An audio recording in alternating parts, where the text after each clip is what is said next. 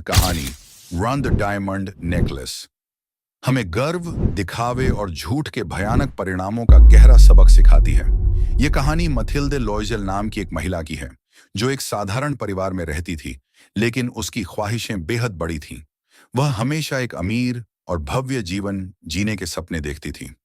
जब उसे और उसके पति को एक शानदार पार्टी में आमंत्रित किया गया, तो मथिल्डे अपनी अमीरी दिखाने के लिए अपनी अमीर सहेली से एक खूबसूरत हीरे का हार उधार ले आती है। पार्टी में मथिल्डे की खूब तारीफ होती है।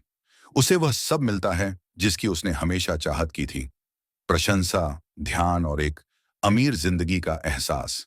लेकिन उसकी ये खुशी ज्यादा देर नहीं टिकती।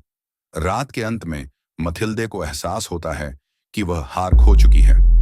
डर और शर्मिंदगी के मारे वह अपनी सहेली को सच बताने के बजाय अपने पति के साथ मिलकर चुपचाप उस हार को बदलने का फैसला करती है। उन्होंने कर्ज लेकर हूबहू वैसा ही हीरे का हार खरीद लिया और अपनी सहेली को बिना कुछ बताए लौटा दिया। इसके बाद शुरू होता है उनकी जिंदगी का सबसे कठिन दौर। मथिल्डे और उसका पति कर्ज चुकाने के लिए दिन रात मेहनत करते हैं। नौकरानी छोड़कर खुद घर का काम करना पड़ता है।